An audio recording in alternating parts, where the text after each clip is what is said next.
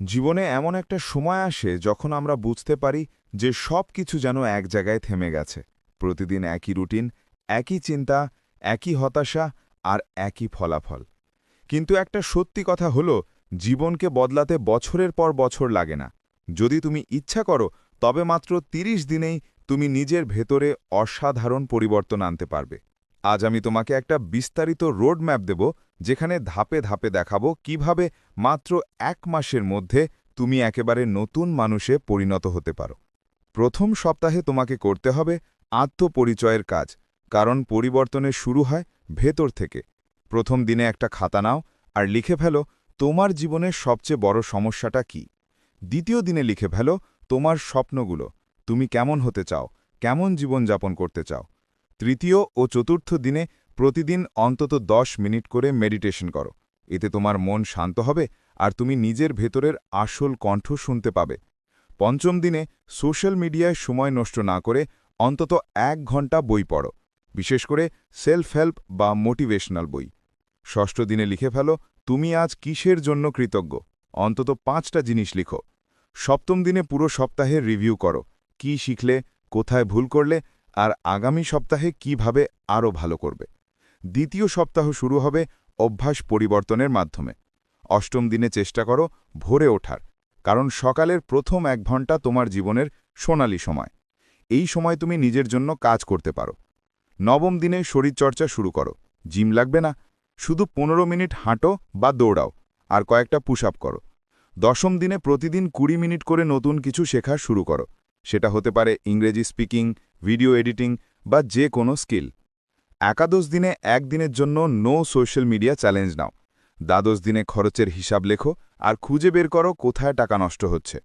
ত্রয়োদশ দিনে নিজের কথাবার্তায় ইতিবাচকতা আনো, আমি পারব, আমি যথেষ্ট ভালো, এই ধরনের বাক্য সারাদিন রিপিট করো। চতুর্দশ দিনে পুরো সপ্তাহের জার্নাল রিভিউ করো।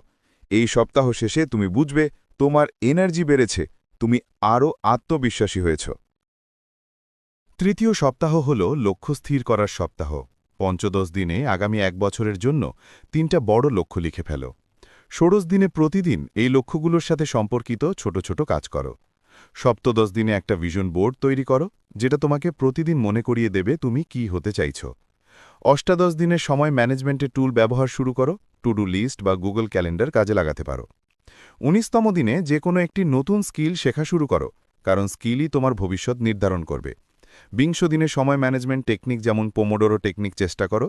২১তম দিনে পুরো সপ্তাহের প্রোগ্রেস লিখে ফেলো, দেখো এখন পর্যন্ত কি শিখেছ আর কতটা পরিবর্তন হয়েছে। চতুর্থ সপ্তাহ হল নতুন তুমি তৈরি করার সময়। ২২তম দিনে একটা ছোট প্রজেক্ট শুরু করো, যেমন একটি ভিডিও বানাও, একটি ব্লগ লেখো বা ইউটিউব চ্যানেল শুরু করো। ২৩তম দিনে শিখে নাও কিভাবে ফোকাস রাখতে হয়, এক সময়ে একটাই কাজ করো। ২৪তম দিনে অন্তত একটা বই শেষ করো, এটা তোমার জ্ঞান বাড়াবে। ২৫তম দিনে নেগেটিভ মানুষদের থেকে দূরে থাকো আর তোমার চারপাশের পরিবেশ পাল্টে ফেলো। ২৬তম দিনে নতুন কোনো অভিজ্ঞতা নাও, যেমন ভ্রমণে যাও, নতুন জায়গা দেখো বা নতুন মানুষের সাথে পরিচিত হও। ২৭তম দিনে নিজের ছোট ছোট সাফল্যগুলো সেলিব্রেট করো। ২৮তম দিনে আত্মবিশ্বাস নিয়ে একটা নতুন সিদ্ধান্ত নাও, বলো নিজেকে আমি এই কাজটা করবই। ২৯তম দিনে পুরো ৩০ দিনের জার্নাল পড়ে ফেলো আর খেয়াল করো তুমি কতটা বদলেছ। ৩০তম দিনে পরবর্তী ৯০ দিনের জন্য নতুন একটা প্ল্যান তৈরি করো। বন্ধুরা, এই ৩০ দিনের রোডম্যাপ ফলো করলে তুমি আগের সেই মানুষটা থাকবে না, তুমি হবে নতুন, আত্মবিশ্বাসী, ফোকাসড আর নিজের লক্ষ্য নিয়ে দৃঢ়প্রতিজ্ঞ একজন মানুষ। মনে রেখো, জীবন বদলাতে বছরের পর বছর লাগে না। যদি তুমি প্রতিদিন নিয়মিতভাবে ছোট ছোট পদক্ষেপ নাও, তবে মাত্র ৩০ দিনেই তুমি অসাধারণ পরিবর্তন দেখতে পাবে। এখন সিদ্ধান্ত তোমার হাতে। তুমি কি এই ৩০ দিনের চ্যালেঞ্জটা নেবে? যদি নাও, তাহলে আজই খাতা আর কলম নিয়ে বসো আর নিজের জীবনের নতুন অধ্যায় শুরু করো। বলো নিজের মনে, হ্যাঁ, আমি আমার জীবনকে ৩০ দিনে বদলাবো।